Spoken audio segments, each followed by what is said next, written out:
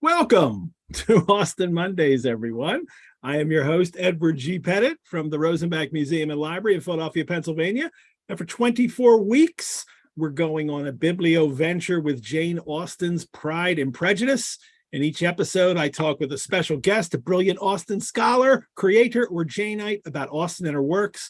Then I have an hour-long conversational annotation with a chapter co-host in which we illuminate, elucidate, explicate a few chapters of Pride and Prejudice. And our special guest for tonight's episode is John Mullan. John, welcome. Hello. Very good to be with you. Good. Well, it's a late night for you, so not for me running the show. So I'm glad you could join us. Yeah, it's past midnight. I haven't been past midnight for many a long month, Ed. My co-host who's on later, Dr. Lauren Nixon, she's in the UK as well. So she does this, every few weeks. She's made of sterner stuff, I think. Yeah. All righty. Well, stay tuned, everyone, for that chapter. More with John in a moment. And stay tuned for our chapter annotation segment with Dr. Lauren Nixon. Will be joining me to talk about chapter 18 tonight. Yes, just one chapter we're covering. This is the only time on the show we're doing. Well, actually, the last episode we do one chapter as well. And this chapter will be on the Netherfield Ball. And I also want to say, if you're watching live on YouTube right now, or you're watching the recording, I invite you to please like the video, subscribe to the Rosenbach channel. Doing that gives our show greater visibility and leads to more people discovering Austen Mondays. So let's get on with today's show. For today's A Turnabout the Room, please welcome John Mullan. He is the Lord Northcliffe Professor of Modern English Literature at University College London. He has published widely on 18th and 19th century literature. His most recent book is, and I love this book, The Artful Dickens, which came out in 2020. Everybody knows I have the Dickens here behind me. His other books include What Matters in Jane Austen, which came out in 2012, and Anonymity, A Secret History of English Literature. He's also a broadcaster and journalist, writing on contemporary fiction for The Guardian. And he published a new edition of Austen's Sense and Sensibility for Oxford World Classics in 2017. And I think you've just completed a new edition of Emma for the World. I have. There it is. All righty. Yeah. I have to pick that up still. Yeah. I don't have that yet. It's amazingly cheap, partly because they don't give me any royalty for it. All righty. Well, your What Matters in Jane Austen book is a long favorite of mine since it came out. I've really enjoyed dipping into this book, and read it all at once first, and then you can just kind of dip into it at different times to find out different things. I also had the pleasure of hearing you speak, John, at the in Philadelphia when we had the Eastern Region Jasna meeting in 2016 about Emma. Oh, those were happy days. Yeah, they were happy, innocent days. It seems, looking back now. When you just went and got, when you just got on a plane and talked about Jane Austen, and no one had heard of Zoom, and and that was great fun. So I'm happy to have you back here today, and I want to tell people for this Turnabout the Room segment, there will be spoilers. I keep nothing that we are free to talk about anything in Austen's novels. We just do no spoilers later in the chapter annotation segment. So, John, tell me, do you? As I've asked all the guests this, do you have a Jane Austen discovery moment in your life? Well, I sort of do in Pride and Prejudice, but I mean, it's going to be a big disappointment to you because it's a very small thing. It's a very small thing, and yet it's one of those things where you suddenly realize from a small thing how deviously complex the whole thing, meaning the whole novel, is. Mm-hmm. And I do sort of remember this, and it still jumps out at me. And it's actually you're going to be talking about the Netherfield Ball, you said, and it's actually it's in one of the chapters just before that, even earlier in the novel. And it's when they are they're talking about Mr. Darcy's behavior at the assembly ball in Meryton, you know, when he's appeared with these fashionable people, the Bingleys, and he's been too snooty to be introduced to anybody, because of course he can't dance with anybody without having been introduced to them, and he declines that, and he says that terrible rude thing about Elizabeth in her hearing. But anyway, afterwards, in the post-mortem, as I remember it, Mrs. Bennett is inveighing against him, saying what an awful man he is, how terrible he is. And she says, and I just looked it up again, actually, to get the words exactly right. She says, another time, Lizzie, said her mother, I would not dance with him if I were you. I believe, ma'am, I may safely promise you never to dance with him. Never is in italics. And I remember, I think the second time I read it, many, many years ago, and I sort of thought, I just noticed, and of course there's lots of instances actually of this in the novel, how brilliant. She makes her heroine, Elizabeth Bennet, who is the most knowing and intelligent and, you know, in some ways self-knowing heroine there's ever been. She makes her say something which is completely untrue, or is proved to be. I will promise you I will never dance with him. And then a few chapters later, there she is dancing with him. Yeah.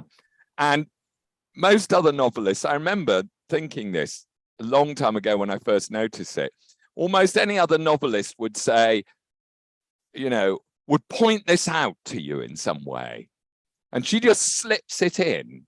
And of course, since then, I've noticed that the novel is full of people saying one thing in one chapter and a different thing in another chapter. And indeed, it's one of her favorite tricks, you know, Isabella Thorpe saying, you know, I hate money in one chapter and there's no doing without money in a chapter later. And it seemed to me at the time a little sign of something which I'd only begun to twig, which was how, you know, she gives her novels over to her characters in all their inconsistency and self-contradictoriness. And it was a tiny thing, but I remember then it seemed to me a signal of what was to come. I like that. I noticed those things in her too. And it also makes me wonder that you read that sentence differently the second time you're going through the novel, because you know what will happen later. And Austen, as an author, must hope that people read her novel many times. I think it happens less nowadays, but then you have a limited amount of books to read. Yes, I think that's really true, Ed. That because as you pointed out, I've just done done this edition of Emma, which is probably the Austen novel I've read most often. And I do really distinctly remember first reading it when I was, I think, about 17 or 18, and it was at school. And it's true of all her novels, but Emma, you actually have to read it twice. You have to. Yeah. It's not just that you might want to, but it's that unless you've kind of seen the film or somebody's told you about it or something, if you genuinely read it for the first time, you're so you think you're being so clever, seeing that Mr. Elton is not really after Harriet Smith, he's really after Emma, even though Emma doesn't see it, that you don't notice the other thing that's going on, the Jane Fairfax Frank Churchill, because of course you're always seeing everything only through the prism of Emma's distorted consciousness. And I happen to know that this must be, I can't remember my first reading, but I do, you know, I've seen it happen over and over again. And I saw it with one of my own daughters, who's quite a kind of literary girl. She's quite an astute reader. And about 5 or 6 years ago, when she first was reading Emma, at a certain stage, she came running downstairs going, I don't believe it. I don't believe it. Churchill and Jane Fairfax, I don't believe it. And I had the same exact thing happen here with my daughters. Absolutely. Right. So you have to go read it a second time to see the clues that you didn't see the first time. Yeah. And I think that's very, very daring for a novelist at any time, but certainly a novelist at her time who, and she wasn't particularly, she was quite successful, but, she wasn't a famous name at all. Most people didn't know who she was. And to write a novel which absolutely trades on the confidence that the reader will go back and read it a second time. Yeah. Yeah. I do wonder if she knows, like, has that particularly in mind frequently when she's putting this together, even just kind of unconsciously thinking that, like, this is for the second reading. This is, like, knowing that she's putting those things in there. But it's all brilliant. And well, let's talk a little bit about marriage and proposals, in that that's something that, frequently occurs in these novels, and the way, it kind of, develops in each of the novels, the interest and why they should be married. And that's another thing that can change as you're reading something a second time, and what you notice about people and how they behave before and during proposals, and then, leading up to marriage. This is a novel that also has 4 marriages. So this is, it's, it's not wrong to say Pride and Prejudice is a marriage novel, but we can broaden this at all. Yes. And where do you want to start? Like, why do people get married in Austen? Well, because you say it's got 4 marriages in. Yeah, it's one.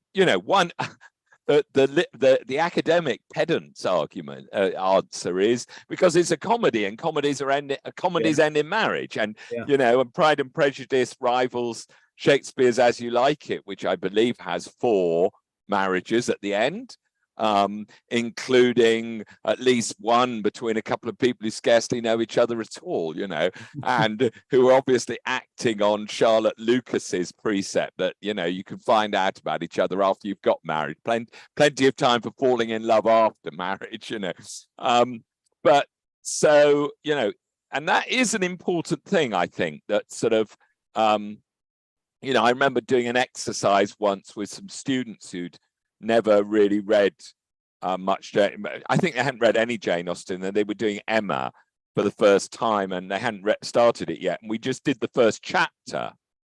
And I said, what can you infer about what's going to happen in the novel from just reading the first chapter? And these were students quite young, and they'd never, they had never read any of it before.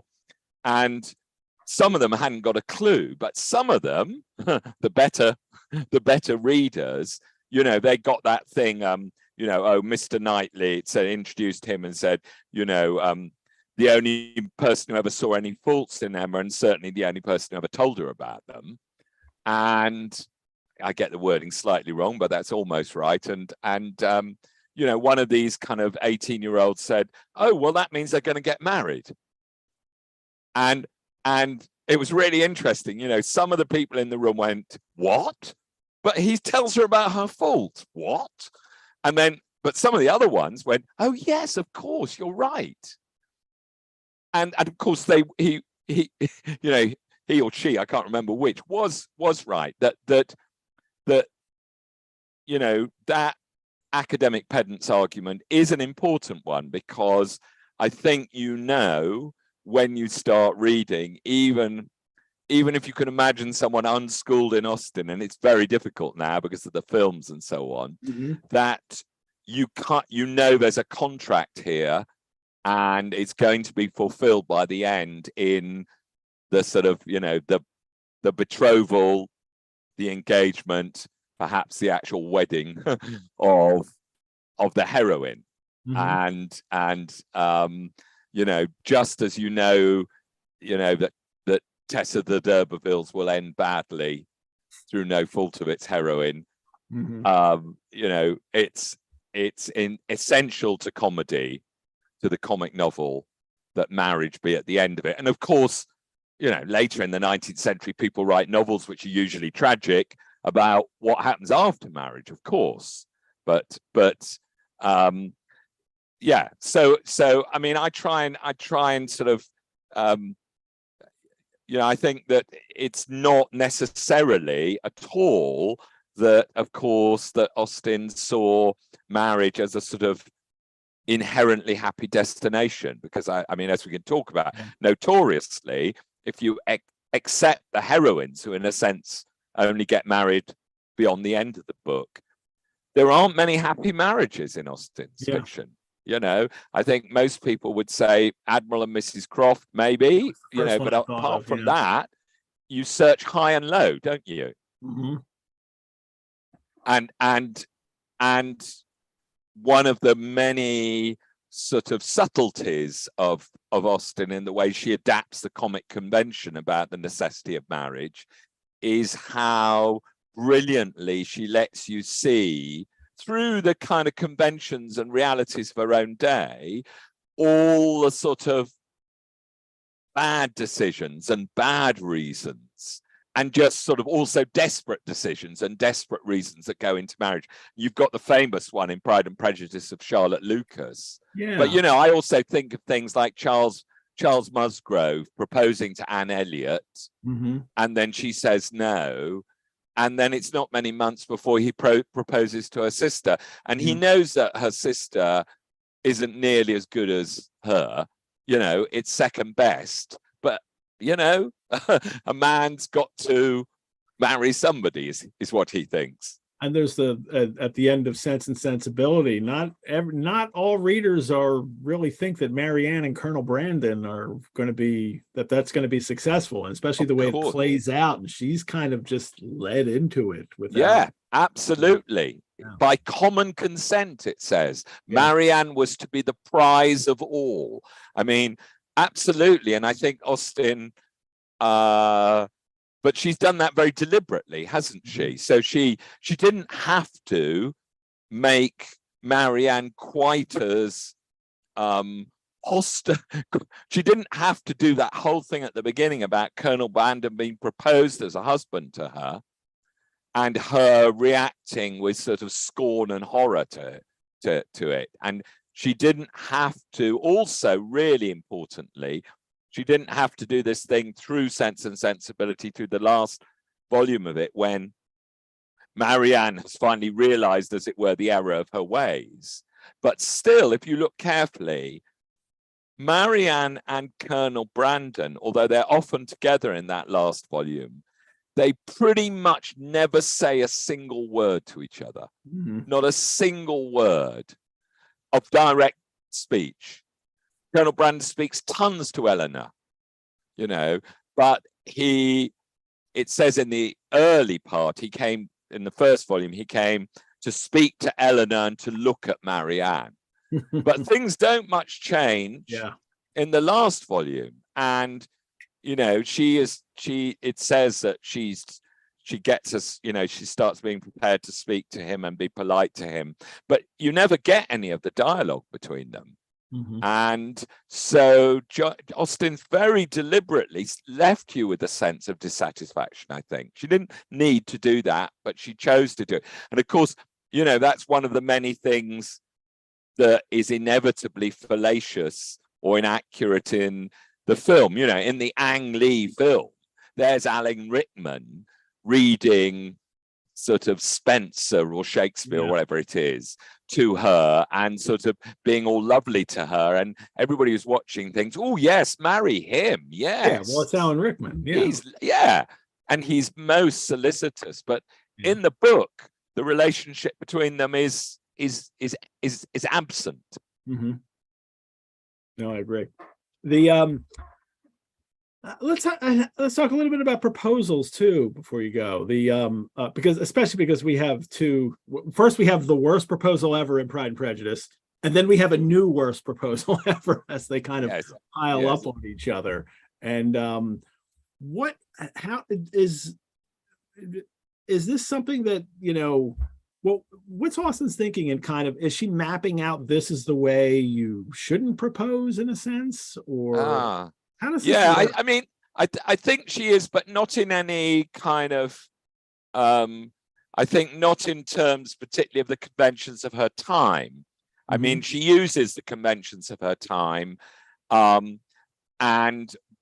in every case, for one proposal by a certain means that doesn't work, you can see one that does work. So, for instance, I don't know, You know, in Emma, Mr. Robert Martin proposes to Harriet Smith in writing, and that is the source of everything that goes wrong, of the whole plot of the book, really, because it enables Emma to intervene and scotch that and turn Harriet's head. Whereas, you know, if Mr. Robert Martin had got her on her own and said to her, marry me, she would have said yes. Yeah. And indeed, as soon as he does that near the end of the novel, she does. But on the other hand, Captain Wentworth, of course, proposes to Anne in writing. And it's, you know, very powerful. It works from his point of view. But of course, I think everybody would have said one of the great proposals in literature. I mean, one of the complexities is that I think I'm right in saying that in a sense, nobody, I mean, people in Austen, perhaps with the exception of Mr. Collins, never sort of say, will you marry me?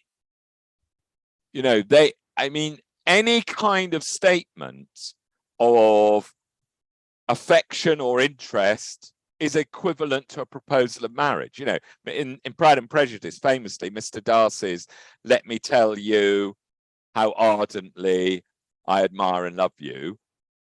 That's a proposal of marriage. That's enough.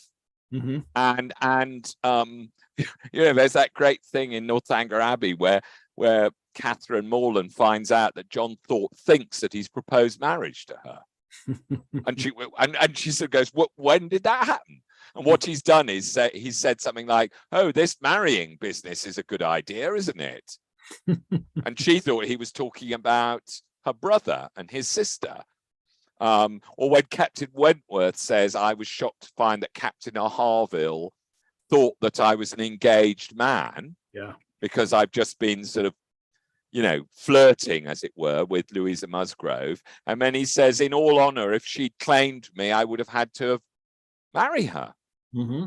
So it's really, really easy to propose, you know. And I guess the one rule that seems to pertain in Austen's novels, which maybe is not such a bad rule in life still, is if a man proposes as though he cannot imagine that the answer will be no, then the answer will be no.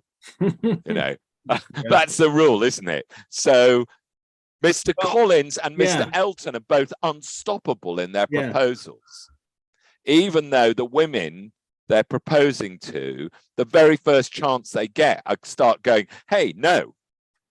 But they can't stop because they can't imagine the no. Whereas when Mr. Darcy and Mr. Knightley, Mr. Darcy on the second attempt, do their proposals, you know, I've written down what they say. Mr. Darcy says, my affections and wishes are unchanged, but one word from you will silence me on this subject forever. Right? Just tell me to shut up and I'll stop. Yeah. And Mr. Knightley famously says, tell me then, have I no chance of ever succeeding? So sort of not just a question, it's a negative question. It doesn't mention love, marriage, anything. And so, but it gives her the choice in both of those instances. It gives her, yes. And she has the choice, they acknowledge that. It displays doubt. It displays doubt and uncertainty. And, you know, doubt and uncertainty are what kind of qualify a man to get the woman that he loves. Yeah. I'm particularly fascinated too in that in Emma, Elton, you know, fails with Emma, but then he will go off and succeed with someone else, and then that woman is not a nice woman, is portrayed as comic and bad. But in Pride and Prejudice, we imagine he's probably given the same speech to Charlotte, and she says yes. Yes. But it's, you know, what do we make of Charlotte then entering into the marriage with this and her reasons for it, in that right. Well, I mean, she hasn't just entered into it, has she? She has, from the moment from the moment that she hears that Elizabeth has said no,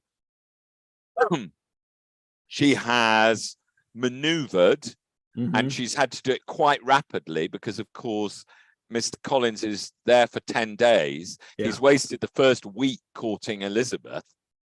He's only got 2 or 3 days left. And that means Charlotte knows she's only got 2 or 3 days to nab him. And essentially their courtship, it's the shortest courtship in world history, really, because it lasts the span of a dinner party. Yeah. With the two families, the Lucases and the Bennets. And we can imagine, so it's a very crowded thing. She's not alone with him, of course, but, and, you know, we could imagine that might have lasted 4 or 5 hours at max. And that's her courtship. And that's enough for her to give all the signals. And, you know, there he is crossing down the lane the next day. And there she is going out to meet him accidentally. And so she's primed him, and she knows time is of the essence. And, you know, she has made that hard-nosed, pragmatic decision. And then we get her married life and glimpses of it later on in volume 2, don't we? I like this flip of the first line of the novel. The novel is, you know, every, you know, single man obsession of fortune must want a wife, kind of Mrs. Bennett point of view. But then with Charlotte, it is without thinking highly either of men or of matrimony, marriage had always been her object. It was the only honorable provision for well-educated young women of small fortune, and however uncertain of giving happiness, must be their pleasantest preservative from want. Yes. It's the flip side. It's the, if men of fortune need a wife, women of small fortune need a marriage. So, yes, must be. And you hear that must, which is the sure sign that we're getting Charlotte thinking, like when it says his love for her, his feelings for her. She's thinking about Mr. Collins and his professions of love. His feelings for her must be imaginary. You know, she's thinking to herself, could he possibly mean it? No, he couldn't. You know, but and then, you know, we go and see her married life and how she's arranged it to have as little sort of contact with him as possible. But of course, she's pregnant by the end of the novel, and, you know, she has to share a bedroom with this gruesome man, and he is completely gruesome. But what I would say is all that whole episode, which has always fascinated people because it seems like a sort of snapshot of what, you know, some women of the period had decisions they had to make. But what's so memorable about it is because of the way that Austen narrates it. Yeah, that's the genius thing. I mean, there were other novelists of the time who also would get into their novels the sort of merely prudent marriages that some women had to decide upon or agree to. But none of them did that. It's that brilliant thing in Pride and Prejudice that for a little span, quite unexpectedly, we go off with Charlotte. We're in her head. And and Elizabeth doesn't know about it. And then there's the great moment where Charlotte has to tell Elizabeth. And, you know, and she exclaims, Mr. Collins, impossible. And then she realizes what she said. Yeah. Charlotte Lucas says something like, you know, that just because he wasn't happy enough to win your affections doesn't mean that he couldn't win those of any woman. And of course, Charlotte and Elizabeth, two intelligent women, both know what Mr. Collins is like, and they both know that the other knows. Yeah. But there's that great sort of moment where Charlotte catches Elizabeth out in what is at best tactless and at worst cruel exclamation. And, you know, you're going to have your happy ending, thanks to Jane Austen. Mine is a bit different. But don't look down your nose at me, sort of thing. And it's handled with absolute genius, I think, from a narrative point of view. And that's why we remember it, not because of the sort of sociological aspect of it, I think. Wonderful. All righty. Well, John, I could talk about this all night, but I could, yeah, too. we're not going to do that. We have to get on to a chapter discussed tonight too. So thank you so much for taking a turn about the room with us today. Oh, well, it was a great pleasure. Great and I'm pleasure left, for me you know, too. as it says in Emma when her sister leaves after Christmas, there was the most perfect visit for being far too short. All righty. That is well done. All right. Thanks so much, John. Okay, great. See you again soon, I hope. Bye-bye. Bye-bye.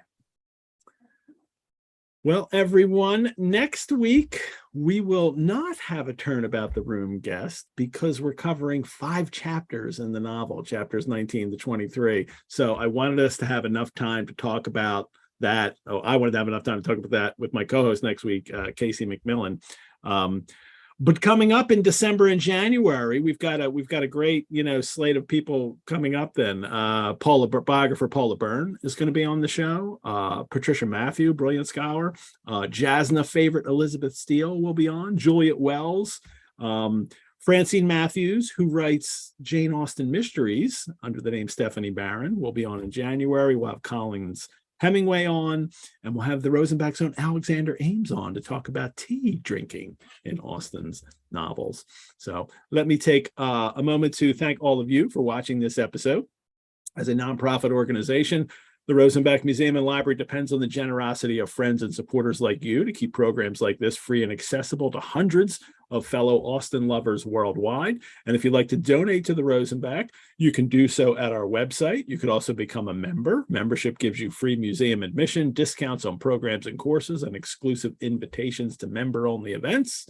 You can learn more about how to become a member on our website as well. And at the end of today's show, I'll give a shout out to all those who have donated or joined as members since last week's episode. And a reminder that there's lots of great in-person and virtual programs and courses coming up at the Rosenbach. Our new winter program guide and course schedule has just dropped. It's on our website. And right now, it is for members only to register for programs and courses. That's one of the benefits of membership. You get the first crack at the new stuff. And you can go on there and find all the new programs that are going to come up in the wintertime from January through March, and then starting today, members can sign up. Starting next week on the 28th, the general public can sign up for those things. And of interest, maybe for Victorian novel interest, we're going to have a virtual course on Middlemarch that will go on next year. It'll start in February and goes to, I think, maybe June. So plenty to do there. And yes, Austen Monday's merchandise is still available. And I'll share the picture of that. And you can go online and order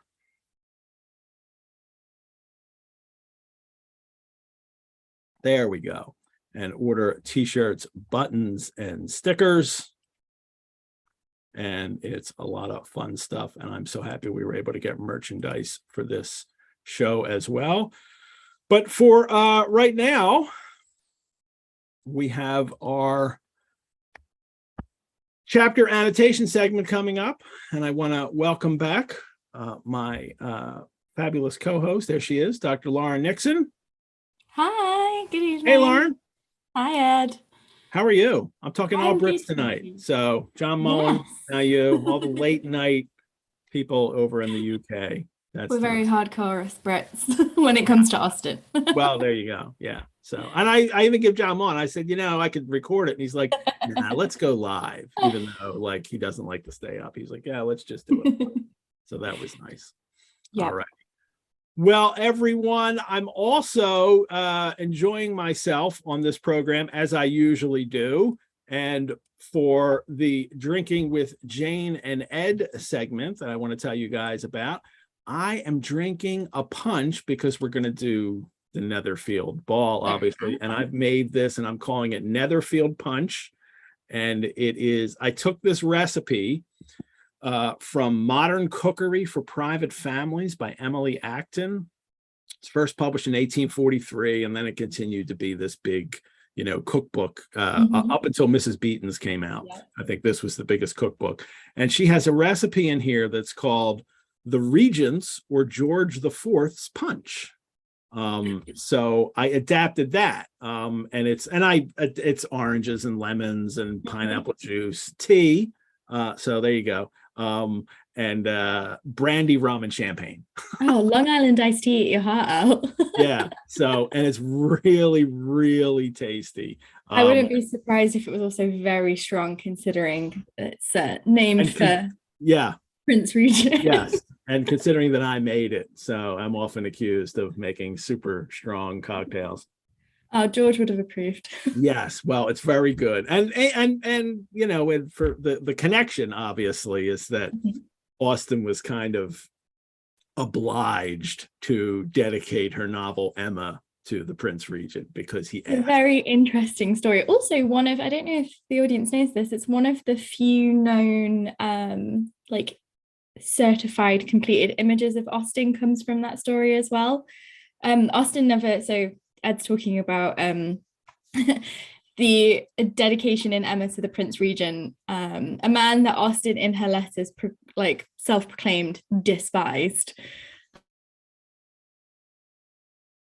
But it was actually done through his librarian. He admired her works. He got in touch with her, and he invited her to the library to have tea, and that was why she had to dedicate it to him.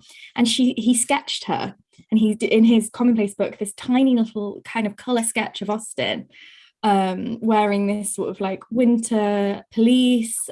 She's got a muff, really lovely hat.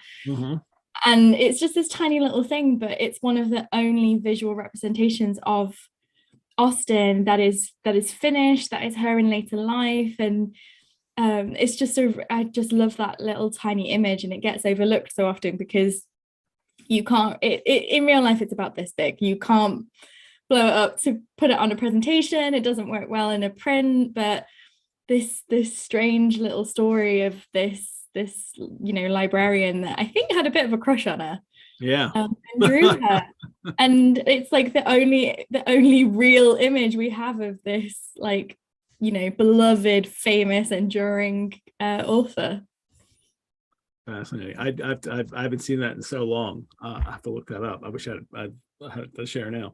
Yeah, I should have. I should have thought about it. If I can find it. One thing I do want to talk about before we get into the chapter is one of Austen's letters, and I know it's a favorite letter of yours as well, and that's this letter to her sister Cassandra, Thursday, November 20, 1800. And let me share it while we talk about it, even though I've highlighted some of it. But feel free to talk about everything in it, even that which I have not highlighted. But here it is. Why don't you read some of that, or read the first paragraph, and because it's the funniest thing in that. My dear Cassandra, your letter took me quite by surprise this morning. You are very welcome, however, and I am very much obliged to you. I believe I drank too much wine last night at Hurstbourne. I know not how else to account for the shaking of my hand today. You will kindly make allowance, therefore, for any indistinctness of writing by attributing it to this venial error. I do love this, and it's kind of known as the Jane Austen hangover letter. That she was absolute, and she's 20, just about to turn 25, 24. Yeah, she's born in 1775, same year as the American Revolution. So at this dance the night before, and at Huntsbourne, and then the rest of this that I've highlighted here, I love because it's her describing it. Well, it's your desiring to hear from me on Sunday will perhaps bring you a more particular account of the ball than you may care for. And as we're going to talk about a ball in this chapter, here's Austen's account of a ball.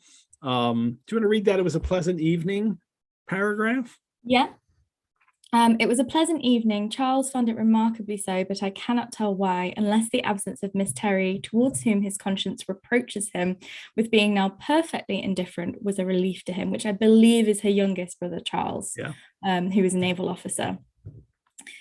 There were only 12 dancers, of which I danced 9, which is a lot, and was merely prevented from dancing the rest by the want of a partner. We began at 10, supped at 1, and were at Dean before 5. There were but 50 people in the room, very few families indeed from our side of the country, and not many more from the other. My partners were the 2 St. Johns, Hooper, Holder, and the very prodigious Mr. Matthew, with whom I called the last and whom I liked the best of my little stock. Wow, yeah. And then the next paragraph opens, and we won't read that whole thing, but there were very few beauties, and such as there were not very handsome. And then she goes to describe all these people. Oh, she's not flattering terms. She's such a savage. But I can really, I can picture her at this, Netherfield Ball, and this is a perfectly, normal response to these kinds of festivities, right? There's another fantastic one where she's writing to Cassandra. She's in Bath with their aunt. Cassandra, I think, is with their brother Edward, helping his wife deliver one of her many children. And she says something like, "Oh, my aunt asked me if I thought this was pretty, and I said no." She bought it anyway, and now she's mad with me that I said it was ugly. And she just has all of these kind of, and this is the beautiful thing about their relationship. She can tell her sister whatever, but she's such a keen eye, and she's so not afraid to just be like, "Oh yeah, this person," what did she say? "A queer animal with a white neck." Yeah. At one point. There's also a really great one a couple of years later, when she's at her brother Edward's, and she really upsets her niece because she gets a bit too drunk, and she's writing the next morning from like the library with a hangover. And what's fascinating is she can give this kind of like witty criticism and satire, but she also throws it back on herself. Later on, she's not afraid to say to Cassandra, "I made a fool of myself. I probably, I get why she's mad at me. I did all of these things that I tease everybody else for doing." And she's able to kind of have that playfulness, and I think that's what always makes her so brilliant. It's never cruel, it's never callous, it's always part of this whole joke about, what is this society and what are these rules that we have to live by. Like Miss Deborah, Susan, and Sally, who, I was as civil to them as their bad breath would allow me. They had bad breath, and she's going to call it like it is to Cassandra. I also like the little detail too that Mary said I looked very well last night. I wore my aunt's gown and handkerchief, and my hair was at least tidy, which was all my ambition. And that she needs to go in a borrowed gown, a nice one that she could get from her aunt, which is nice. And her, her own comment on her appearance, that her hair was at least tidy. So, and she is always very self-depreciating like that, especially when she's talking. So I think this is the maternal aunt. So her mother, Cassandra, so Cassandra Austen the elder, was of slightly better stock than her father. And her maternal aunt was quite wealthy, and a bit of a priss. So they spend a lot of time with her, and it does seem like they are quite fond of her, and she of them. But also there is this kind of like tongue-in-cheek, consistent joke that, they're never quite in place, and they have to borrow their aunt's gowns, and she's kind of like, at least I looked tidy, like it's fine, who cares. All right, I'll stop this share. Was that the same aunt that got caught shoplifting? Yes. It is, yeah. And it was actually prosecuted for shoplifting. Stole some lace. Yes. And had to be, and she wrote and didn't need to. She could have bought it. And it's all very kind of like, did she actually? Was it intentional? But she writes to Mrs. Austen at one point and asks her to send her Jane and Cassandra. And Mrs. Austen's like, "No, I'm not sending." And this is because prisons were slightly different. If you had money, you could pay for. You had a room. You have your family. You have people living with you. Yeah, you pay. And she actually asked, like, "Send me my nieces." Man. Mrs. Austen was like, "No, I'm not sending my." Oh, what a great fodder that would have been for a novel, because that we would have had a prison scene in one of her novels. So if that had happened, so yeah. Alrighty. Well, yeah, I'm just, that letter just struck me, and knowing we're going to do a ball today, I just thought it would be nice to see, then to remind everybody that, Austen was at these dances, and he was, and she understood enjoyed that they them. were. Yeah, She enjoyed balls. 9 she enjoyed dances, dancing. and would have That's a danced lot. all 12 if there were enough partners. But there you go. Yeah, I never can quite remember how many dances were supposed to be on your dance card, but you weren't supposed to dance with the same person more than twice. So that's why she says Bingley does. So yes, and that's why she kind of says, like, the only reason I didn't dance more is because there weren't enough partners. If she can only dance twice with each man who's not her sibling or her relative, then she can only dance so many dances. She didn't get home till 5 a.m. So there you go, all night long. All righty, let's get into this chapter's ball then. And what we're going to talk about today is chapter 18, the Netherfield Ball, which we've been, well, at least Lydia and Kitty have been really, waiting for this, and Jane too, if only to see Mr. Wickham. And let me get some notes up here. Here's the text. Chapter 18, till Elizabeth entered, and she starts at this right off the bat, till Elizabeth entered the drawing room at Netherfield and looked in vain for Mr. Wickham among the cluster of redcoats there assembled. A doubt of his being present had never occurred to her. Now, we had this introduction of Wickham last week. Just let me ask you very generally right off the bat what you think of her meeting Wickham and becoming involved, or wanting to be involved with Wickham right away, right?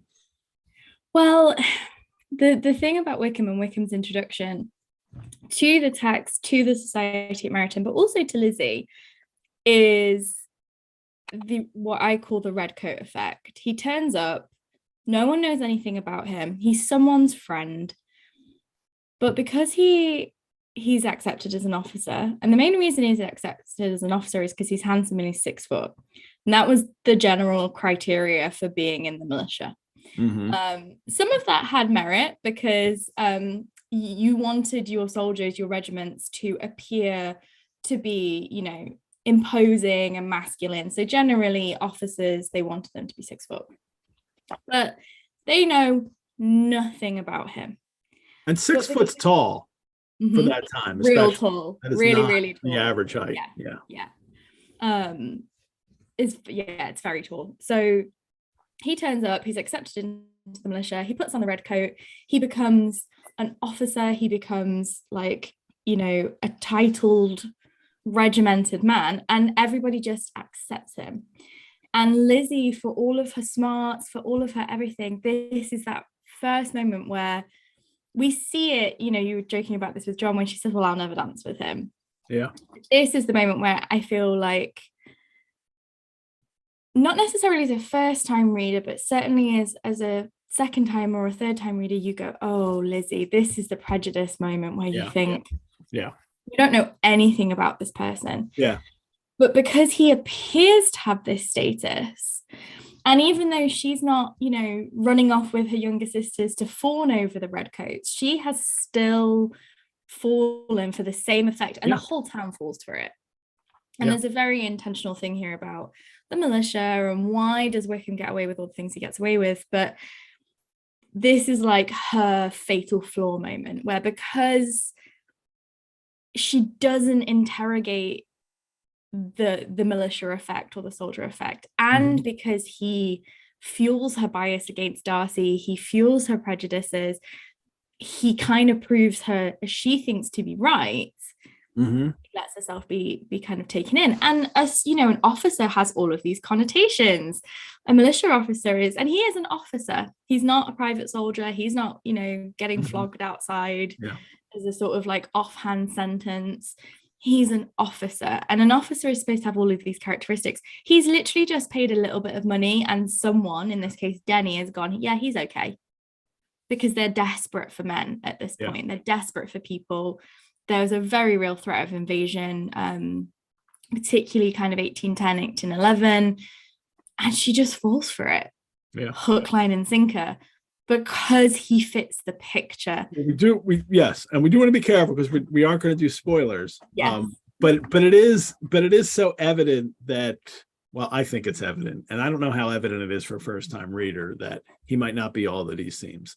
But that's something that will develop over the course of the novel. For now, she's into him. She is prepared in the highest spirits for the conquest of all that remained unsubdued of his heart. I mean, she really wants to go and dance with Wickham and spend time with him.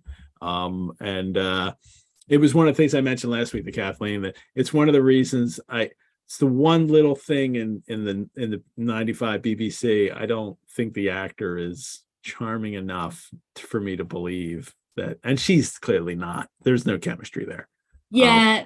And this, I mean, I know I joked about this in the thing, but like it's more there when she meets Fitzwilliam. But like, yeah, other adaptations have done this better, where there's more of a spark. I actually really like the guy that played him in Lost in Austen, but the thing that the novel, I think, makes really clear, and what Austen is really trying to get across to you here, and that you do pick up more on further readings, is that this is a very intense physical attraction. Yeah. We know by this point that Darcy's attraction to Elizabeth is very physical.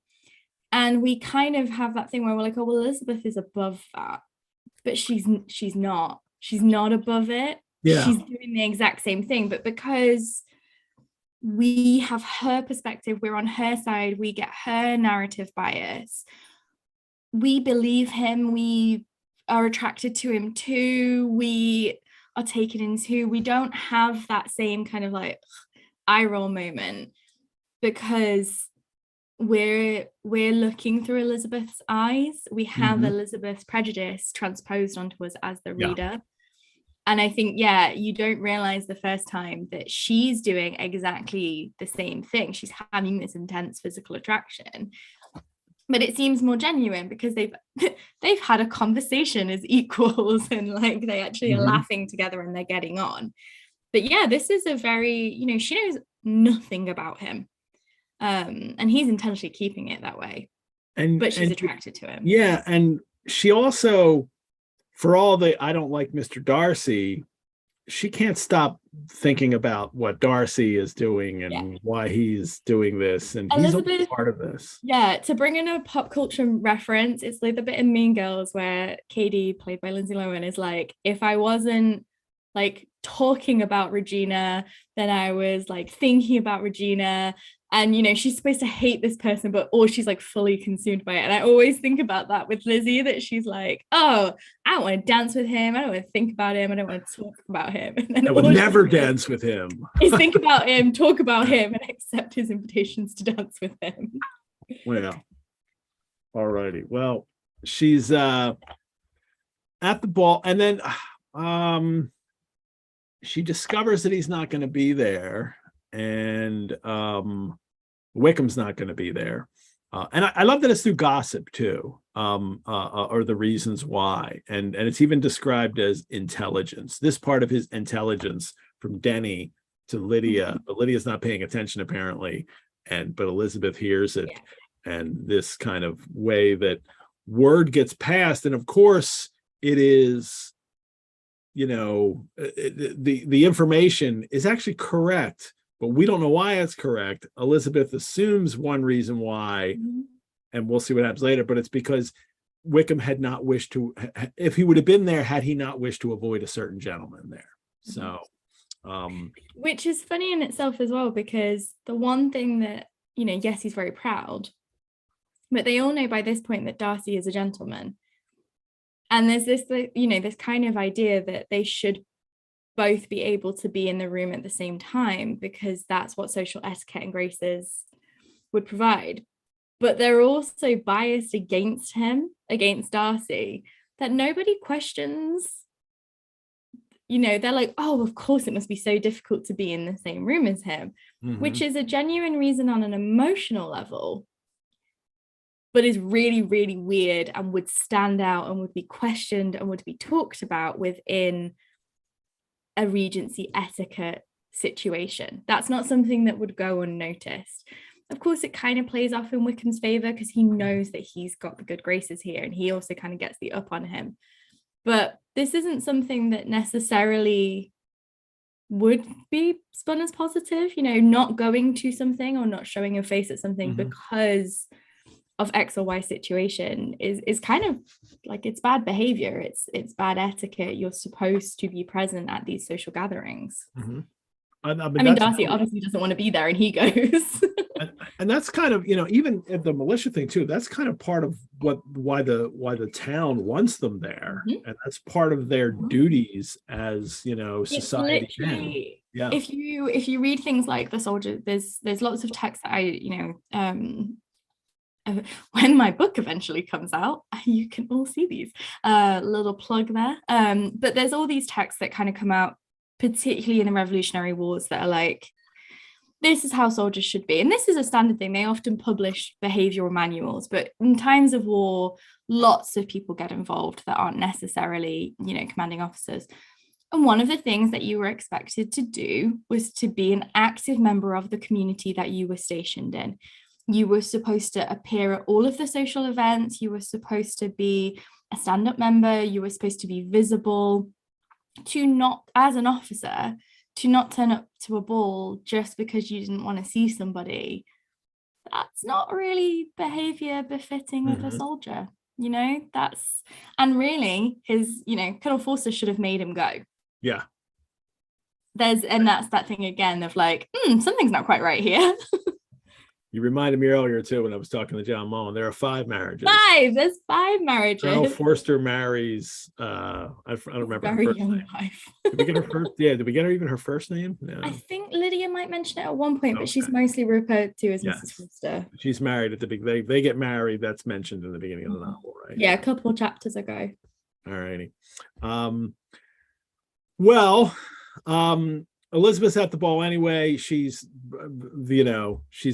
first upset because, then she says, she's fine. Then she's talking with Charlotte, and then put a pin in it for you people reading this for the second time. We'll come to this next week. She points out she talks about the oddities of her cousin to Charlotte and to point him out to her particular notice. And we see these little things that's going on with Charlotte here and there that we'll really get into next week. But it's the dances of mortification with Mr. Collins, awkward and solemn, apologizing instead of attending, often moving wrong without being aware of it, gave her all the shame and misery which a disagreeable partner for a couple dances can give.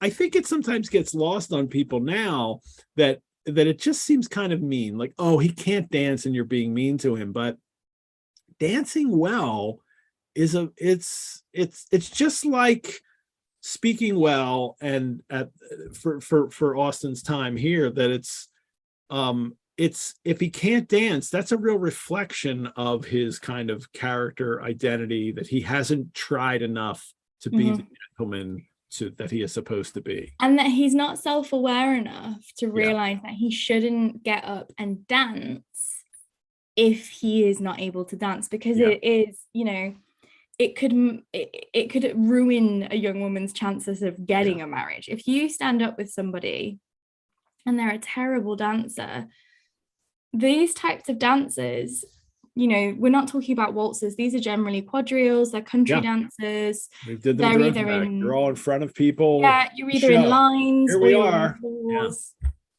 And it's quite difficult to tell who the bad dancer is, or if they're both bad dancers. You can tell that someone's a bad dancer, but it reflects very, very poorly on the other person.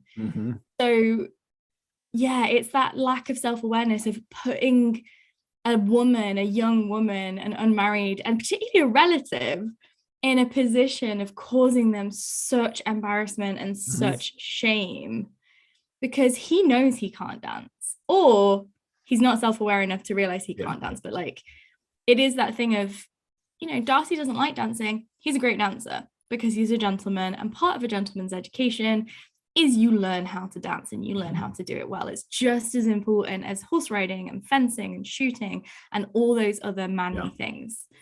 So for him, it's just this massive thing again of lack. As you point out, it's also very important for your partner. So it is, it's a contract that if I'm asking you to dance, I know how to do this. I won't embarrass you. And you're supposed to be courteous. This is the big thing. If any of you guys have watched or read Emma, this is why Mr. Knightley stands up with Harriet, because it's also the responsibility of a gentleman who knows he can dance. This is why Darcy is so arrogant and unlikable at the beginning. He should be dancing. It's very mortifying and rude for a man, especially in an assembly where lots of people are, married or related, to not get up and dance. Because if you just have to sit, on the bleachers the entire time, you don't get to be seen, you don't get to be watched, you don't get to show off. And that's, a huge part of the social contract that's happening here.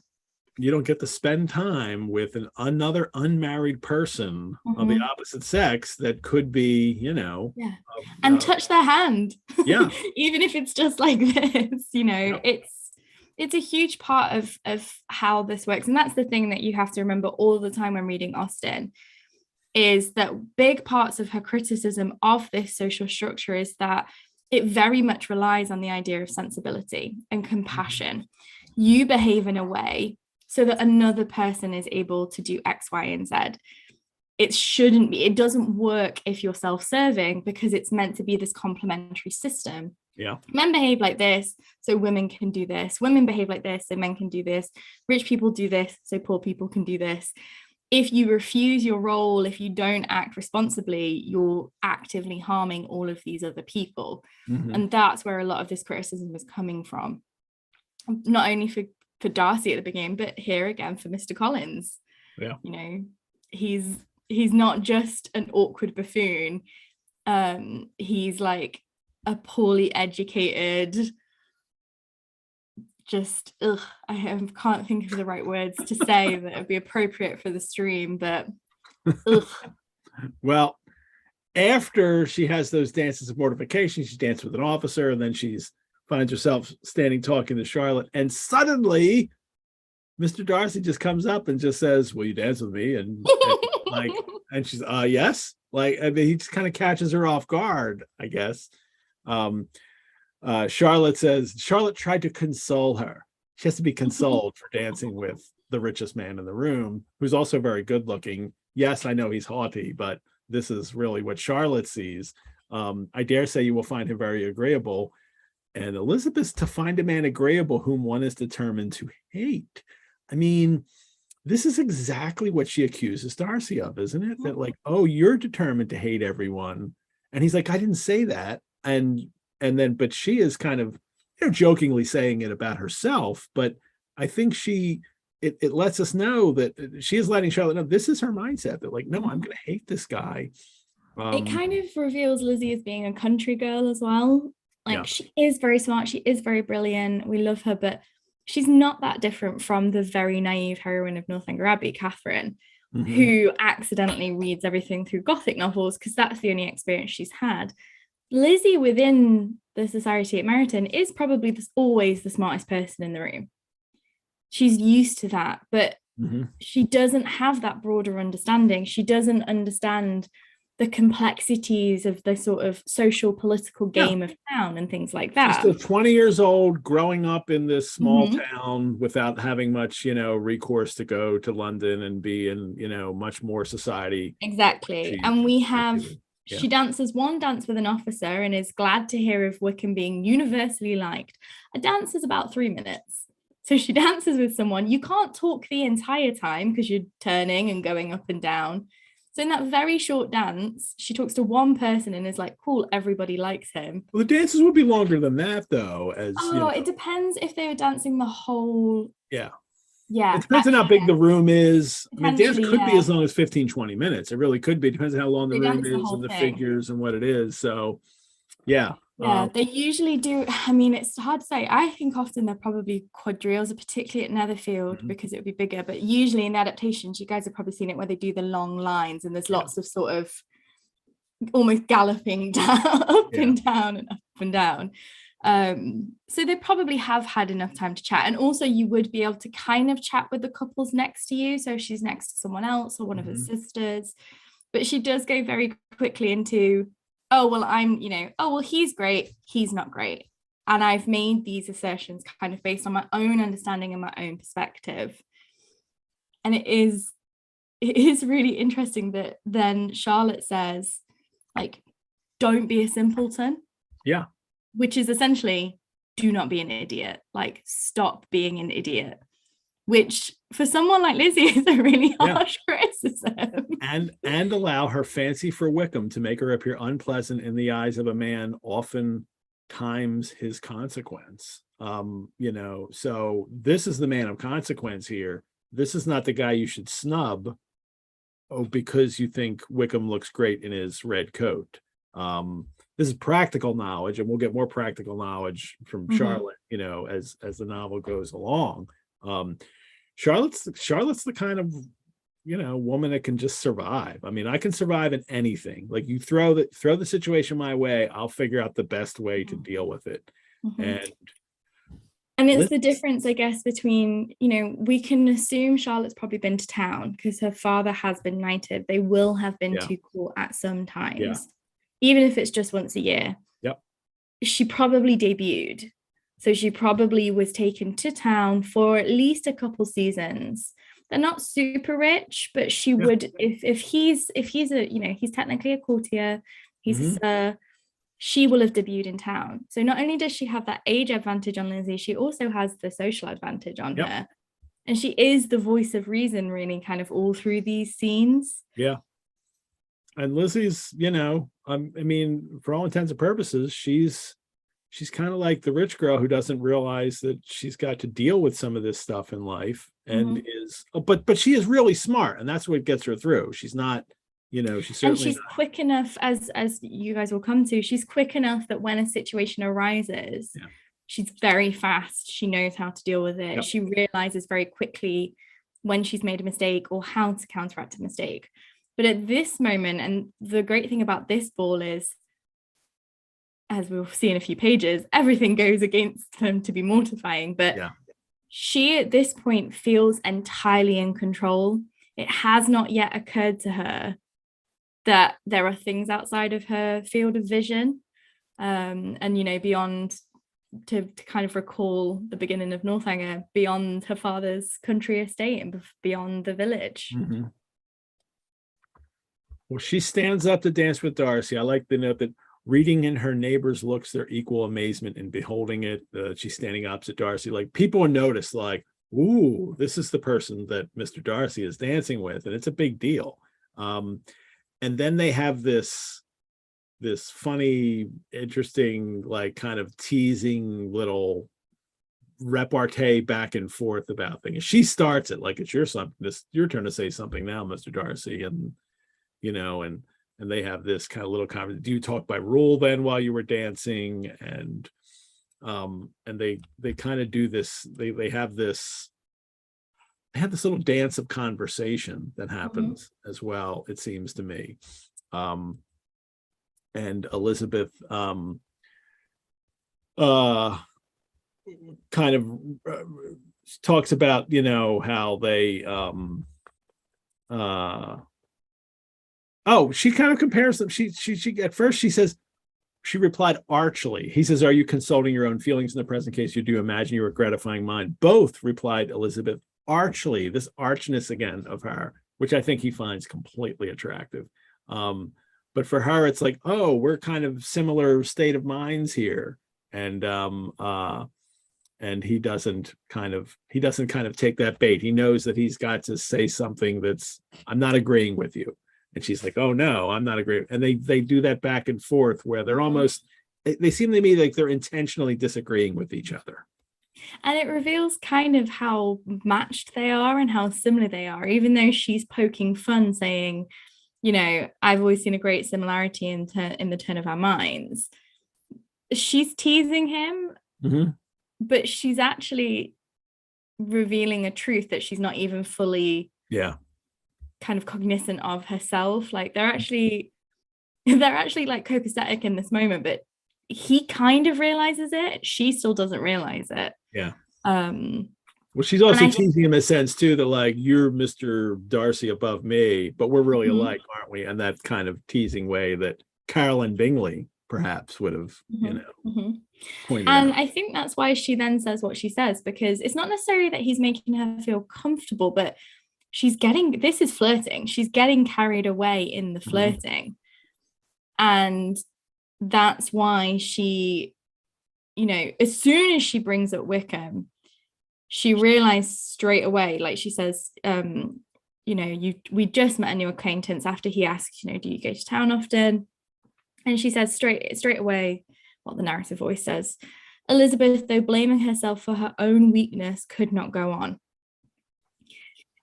She says it because she's having this, sparring match, it's flirty. But then as soon as he shows emotion, even though she thinks he's guilty of the things that Wickham has said he is, and of the things that she's judged him for, she can't push him any further. That righteousness suddenly disappears, because subconsciously she recognizes that maybe there's not enough supporting evidence, and maybe it's not completely genuine. And he then shows himself to be the slightly better educated, more worldly one, because he manages to compose himself and say something that is not, it's not rude. And he doesn't attack Wickham. Yeah.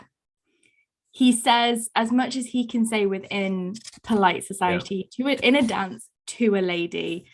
He doesn't defend himself. He does a little bit later, but he kind of recognizes that he needs to say something. He could have just stayed silent. And that is a really interesting moment where the dynamic starts to shift. And again, I think this is one that you don't realize until you come back to it again, and you're like, oh yeah, she's on this runaway train and isn't fully realizing where she's going or when she got on it, or even that she's on it at all. He's already acknowledged and is starting to come to terms with the fact that he's attracted to her. He wouldn't have asked her to dance otherwise. Well, he's done it against his better judgment, I imagine. He's thinking in his head. But it's funny, isn't it? Because he knows, this is a man that knows if he gets up and dances with someone who's not one of the Bingley sisters, everybody is watching him. Like, everyone is watching him, and he doesn't have to, because if they were at the Lucases, for example, he might have to dance with Charlotte because they're the hosts. He didn't have to dance with anybody at this thing. People would have shunned him for it, but they would have commented about it. But, he didn't have to. Not required to. He doesn't have to worry about anybody. The women aren't allowed to ask him. So. But because he sees her in town, and he's like conscious that Wickham's just arrived, and he's just started to get to know her better, he finds her beautiful, he's like, yep, I'm going to potentially have all eyes, do the thing I hate the most, which is everyone looking at me, everyone talking about me, because I want to dance with this woman, and I want her to just be in my company and nobody else's for 10 to 15 minutes, or however many movements of the dance they do.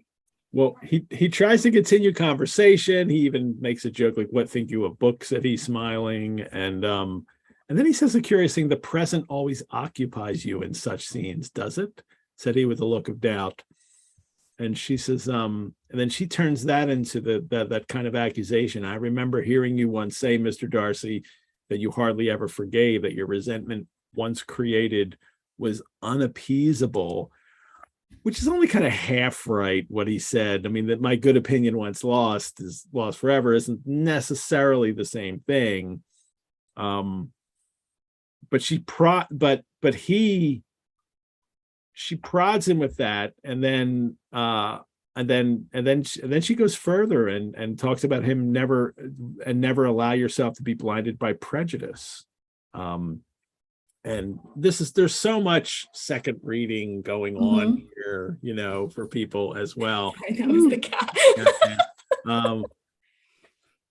But they're already talking, and you can't help but prejudice. I mean, it's in the title, so you can't help but notice in this scene that she's asking him about his prejudice, and She's asking him about his prejudice based on the prejudice that she's established. Not applying this to herself. I don't know, Elizabeth, do you never allow yourself to be blinded by prejudice? And it's so funny because on a first reading, you're like, yeah, Elizabeth, you tell him like, yeah. And I still love this scene because this is ballsy. This is really ballsy for her to say this. And actually admirable too, because she's breaking the boundaries of polite, dance and dinner conversation. And she's not accusing him. She is giving him the opportunity to defend himself and to give her a glimpse at his true self. Mm-hmm. And obviously he's not quite there yet. He doesn't, he could, but that's not who he is. It's not going to happen. But at the same time, she is fully accusing him of doing everything that she is doing by asking these questions. Yeah. Well, the banter of the dance ends, and he's, he's been, as what does it say? For in Darcy's breast there was a tolerably powerful feeling towards her. I mean, he's still interested, and he's trying to fight it in a sense. Let's get through this. Well, while we're blowing through here, I mean, time. So much. So quickly, Caroline Bingley stupidly tries to come at Elizabeth about mention. Oh, I heard you met, Wickham. I mean, and Elizabeth just throws it right back at her easily. But this is later. Elizabeth doesn't understand the situation. Well, neither does Caroline Bingley, and that's why she brings it up.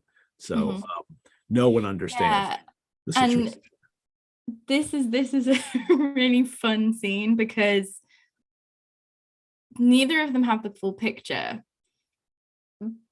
And it's one of those moments where, Lizzie kind of, particularly in that conversation with Darcy, she makes some missteps. She borders on being quite rude and inappropriate because she's not used to the more formal town society and doesn't realize that sometimes those rules are in place for a reason. But then Caroline is like, the rules are here so that I can say mean things to people under the joke of, no one can stop me for it. And Lizzie is like, well, this doesn't affect me because I don't play by those rules. So it's this really fun kind of Austen going, this structure in a certain situation has purpose. And I don't entirely disagree with the structure. However, the structure is corrupt and these people misuse the structure. Let's all laugh at this silly woman who does X, Y, and Z. And that's why whenever this gets adapted, she is always wearing the most ridiculous outfit to this ball to make sure when she says this. And the 1995 one's great because she's got that big feather in her head kind of wobbles, so the feather goes as she talks. But it really illustrates the kind of lovable flaw in Elizabeth and the detestable flaw in Caroline. And it winds up confirming Elizabeth's own preconceptions in that, if Darcy and certainly Caroline Bingley don't like Wickham, he must be okay, because these aren't the kind of people that I can trust their judgment yet. So, and no spoilers, but you will all realize later that Caroline bringing this up at all is very, very, very bad manners. Yeah.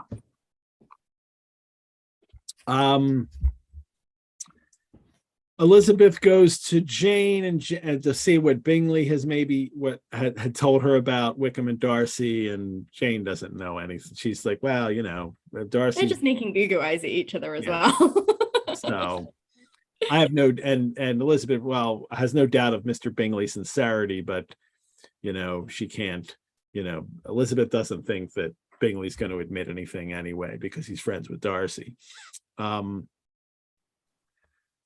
Then we get this wonderful scene here with Mr. Collins, who comes up to Lizzie and he says that, he's discovered that Darcy is the nephew of Lady Catherine de Bourgh. Oh my God, I'm going to go talk to him. And Elizabeth's like, you're not going to introduce yourself to Mr. Darcy.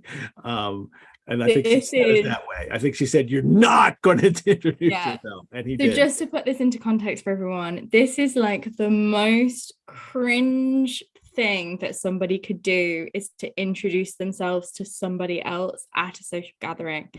I don't know if anyone's seen the ITV Pride and Prejudice, Northanger Abbey. There's this great bit where they bump into each other.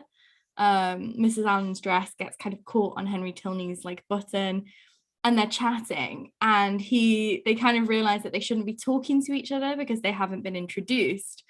And Henry goes and gets the master of ceremonies to introduce them to each other. And it's very funny, and it's poking fun at the fact that there's hundreds of people at this gathering, and how would you possibly talk to anybody if you're not like, if you're waiting to be formally introduced to them. But at a gathering like this, to walk up to somebody in the middle, when you've got, you know, your cousin, it would be so easy to be like, oh, can you introduce me to Mr. Darcy? We have a person in common. Yeah. For him to just stride up and be like, oh, hi. Oh, it's like that kind of skin crawling, like, can't look, it's a car crash. It seems really innocuous to us as modern readers. It's still rude walking up to somebody in the way that he does, but at an assembly such as this, it's the rules. Darcy, the Elizabeth thing, Darcy's the superior, and he has to begin it. You can't break those rules, and the very thing that you're trying to establish is going to not work because you're breaking these rules. Mr. Collins, of course, completely tries to mansplain this whole situation to Elizabeth. Oh, I have the highest opinion of you, but in this, let me tell you, and he gets it all wrong. He thinks, I mean, he's not entirely wrong when it comes to the position of a clergyman in theory, like, because you represent, you know, the church and you're supposed to be, but it's Austen understand. It's the real world. The real world, it's about position. It's about birth.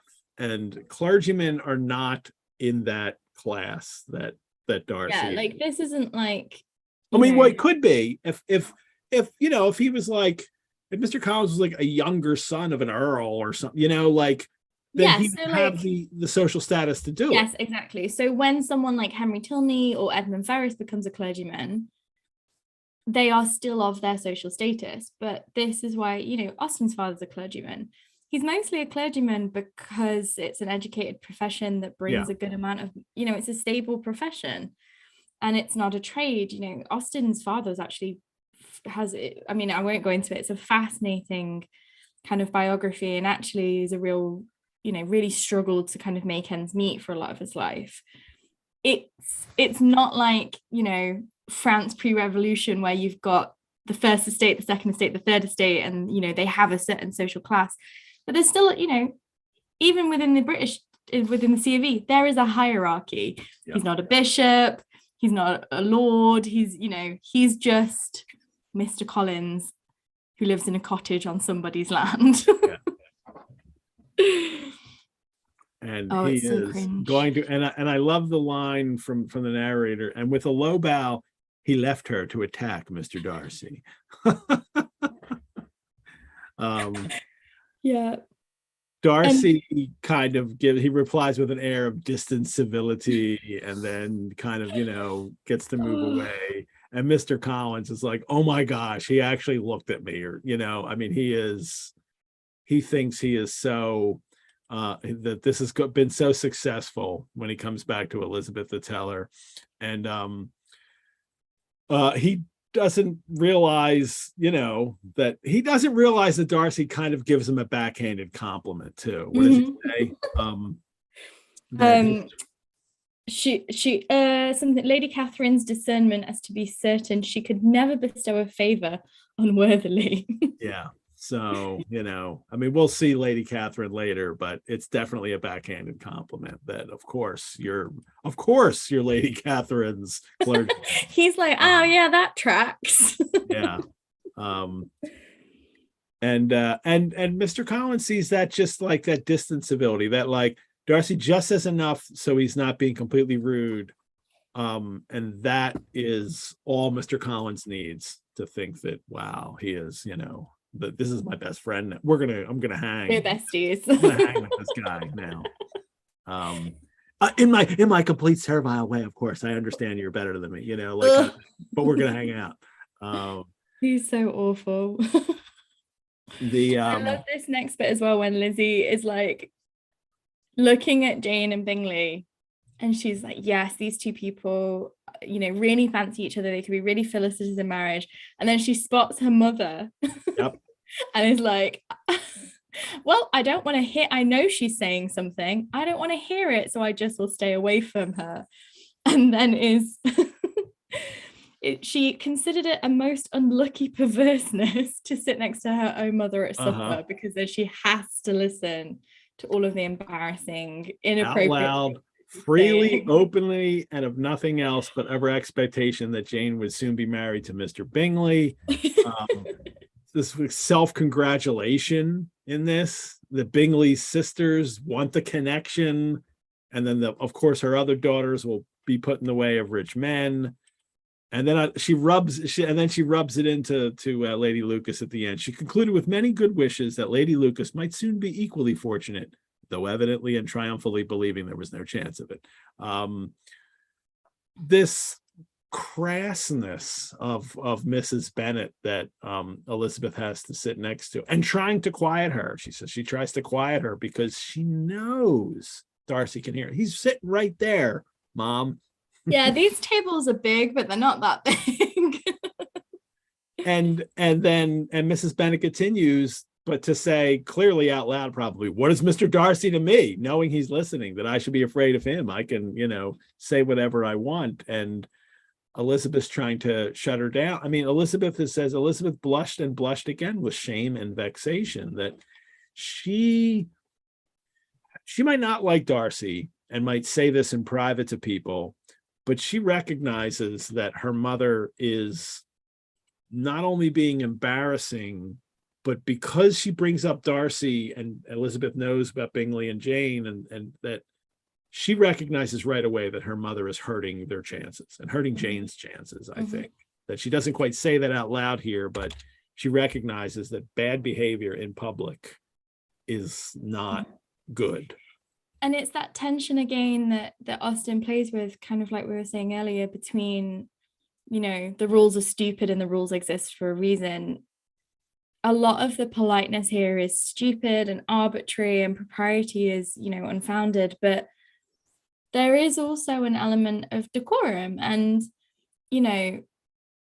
it's not appropriate to sit there talking loudly about marriage, even though everybody knows marriage is a transaction, but to be so blatant as to be like, yeah, we've cashed in, Not even today. This is something that carries over still today. We don't need to think about the context then. If your mother did this, like, you'd be mortified. Like, my God, stop talking. Exactly. And to then, say things in front of Darcy, to then be so disrespectful to Darcy, in front of him at supper, and to also be kind of leaving him out of that conversation. And, Lady Lucas is yawning, hearing Mrs. Bennett. I love this. I love the finish of this. Yeah. There is this very kind of like, yeah, Lizzie is the first one to poke fun when the rules are arbitrary and silly and they don't mean anything. But that doesn't mean that there is no value to politeness and there's no value to the structure, because Darcy's still a human being. And he's sitting there listening to all of these things. And it's not just like, oh my God, you're going to make us look bad. It's like, you're making us seem like these crass people with no morals, no manners, that we're gold diggers, and you're perverting this very genuine affection that these two people have for each other in this very public setting, which, yeah, you really feel for Elizabeth in this moment, but also for Jane and Bingley, and you really see how this is just so painfully ill-mannered, but in a way that is genuine. This isn't just like, oh yeah, manners, okay, whatever. This is just being a rude, obnoxious person. Jane and Bingley don't notice at all. They're too busy talking to each other. And they're like, they can't hear any of this. They are just staring at each other, talking. They don't hear any of it, but everyone else does. And I do love the punchline at the end of this. At length, however, Mrs. Bennett had no more to say. I'm sure it took a bit. And Lady Lucas had long been had been long yawning at the repetition of delights which she saw no likelihood of sharing, was left to the comforts of cold ham and chicken. And then we have a couple things we have to hit before we finish today. And one of them is just right here, happens here, is that now singing was talked of. And now this is the second mortification of Elizabeth. The first was dancing with Mr. Collins. Now it's the mortification of seeing Mary, after very little entreaty, preparing to oblige the company. Elizabeth gives her significant looks and silent entreaties to kind of like, don't go sing. But Mary does it anyway. Mary wants to sing. She wants to display herself because she doesn't ever get the opportunity to do this. What do we make of this? I mean, even considering the social context of the time, it just seems not nice to me that Elizabeth is, even though Mary shouldn't have done a second song, but when her father kind of embarrasses her in front of everyone, I know Austen's making the point in this whole section that the Bennets are making a spectacle of themselves, but I can't help but feel for Mary. And Elizabeth is, after Mr. Bennett, says, you've delighted us long enough. And it's, Elizabeth feels sorry for Mary. And I think you get that moment that a lot of Elizabeth's like, oh my God, Mary, please stop. You know, this is not good. It's because she's mortified. She's embarrassed because she is proud. That's the whole thing of this novel is pride breeds prejudice and vice versa. But also because she knows that people are laughing at her.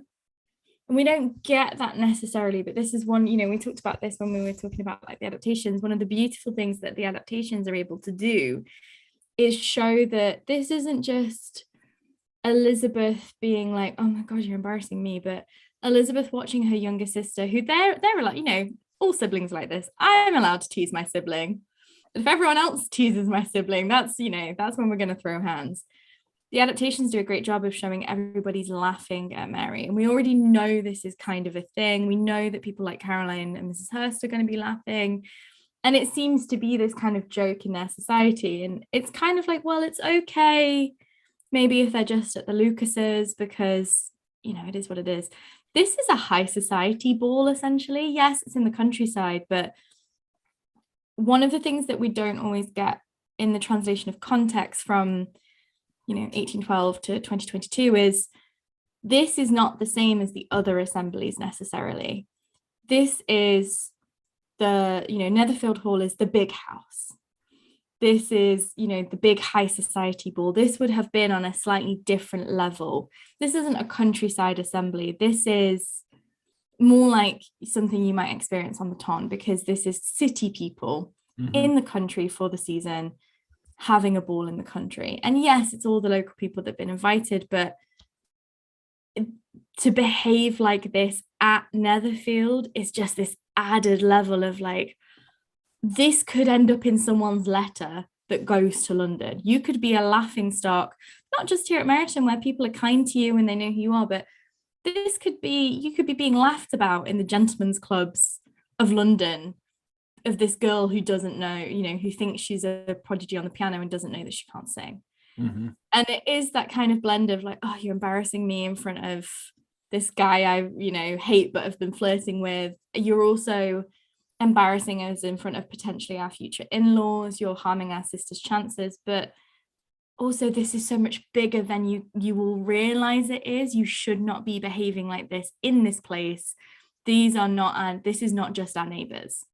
This is society, and it could have bigger implications. And that's where the reputation stuff kind of comes in again. Yeah. And for Mr. Bennett then to stand up and say what he says, it's so painful, and you do feel so sorry for Mary. And that's why Elizabeth then is, as much as she loves her father, is like, oh God, I can't believe you've just said that, because it's not the way, it's not the caring way to behave towards a daughter. It's not the way to solve this, it's not a good de-escalation tactic. even Mr. Collins piles on again by standing up and giving a speech so everybody can hear about, about dancing and being a clergyman, and and it's just everybody's being ridiculous. And Elizabeth, it appeared that her family had made an agreement to expose themselves as much as they could during the evening. She, she knows that they've been thoroughly embarrassed here. Mr. Collins then continues to hang out with her and try to talk to her the whole time. Then Elizabeth says she owed her greatest relief to her friend Miss Lucas, who often joined them and good-naturedly engaged Mr. Collins's conversation to herself. Put a pin on it, next week. There's some machinations happening here. Yeah. And then and then the fact that they're the last ones to go. And then they're the last ones to leave because Mrs. Bennett has arranged it to have their carriage come last. And then I love this grouping at the end here where it's Mrs. Bennett like blah, blah, blah, blah, blah, going on.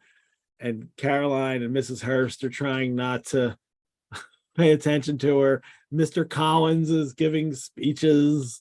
And Darcy standing there. It says Darcy said nothing at all. And Mr. Bennett, in equal silence, was enjoying the scene. You could see that little smirk on his face as he knows everybody's behaving ridiculously, and him not realizing how bad it is for your daughters, Mr. Bennett. Bingley and Jane are a little detached, it says, together, a little detached from the rest. And Elizabeth is just, this is even, well, she's silent too, but Lydia was too much fatigued to utter more than it's bad. Yeah. When Lydia Bennett is too tired. Yeah. So, Lord, how tired I am. And then Mrs. Bennett is inviting Bingley to Longbourn, and he's like, of course, of course I'll come. And this last paragraph, this such a great little thing here in the very end after they get home. Elizabeth, about Mrs. Bennett and Elizabeth, Mrs. Bennett is like, oh, I can't wait, Jane's gonna get married and live at Netherfield, this is gonna be great. And now Elizabeth, she'll be with Mr. Collins, and she says, Elizabeth, the narration says, Elizabeth, please read that last sentence there, that's so funny. Elizabeth was the least dear to her of all her children, and though the man and the match were quite good enough for her, the worth of each was eclipsed by Mr. Bingley and Netherfield. Yeah, so... Which we just have to remind, not only is that a massive burn on Lizzie, Bingley does not, own Netherfield. Yeah. He rents it. It's not his house. He's not said he's staying there forever. So not only has she gone way ahead of herself, she's gone double way ahead of herself. A rental property, Yeah. and we get this set up too. This, what we already know is that Lizzie's is Mr. Bennett's favorite, and but she's also not Mrs. Bennett's favorite. Like that, thing that'll happen next week. We see their greatest scene together, so that illustrates that.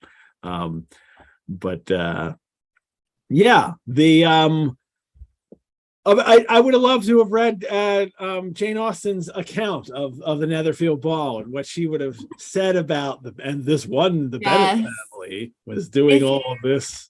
Yeah, if you want something that kind of comes close, I would recommend everybody the letters to Cassandra when Jane talks about dancing with Tom Lefroy.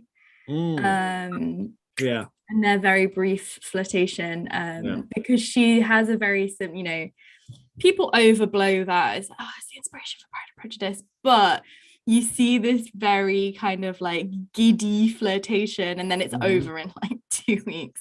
But those kind of earlier scenes where she's writing to Cass about the balls and stuff, and particularly the Lefroy letters, you do get some of this sort of the playfulness alongside the wit and the cattiness, shall we say, which we do love her for. All righty. Well, Jane-ites, thank you all for tuning in today. Thanks to our show sponsor, Lisa Washington. Thanks to all of you who have donated over the last week. Your support helps us bring this show to everyone, create other one-of-a-kind programs and courses, and also helps us care for our collections at the Rosenbach. And I specifically want to thank Melissa and Tom from Fort Washington, PA, who also sent a nice email thanking us for the show, and they signed it Janefully. Marion T. from Albany, New York, also made a donation. You could also become a member of the Rosenbach, as did Elizabeth in Philadelphia, Pennsylvania, who also wrote a nice email that I'll share a little bit. It was, Dear Rosenbach and Ed, I just want you to know how very much I am enjoying this virtual series. The sessions are certainly the highlight of my Mondays and sometimes the week. Some nice things about me, which are, I won't read out loud. And then as a member of Jasna, you have brought a new light and joy to the Austen world. And then she talks about how, this is my first virtual series with the Rosenbach. I'm looking forward to more.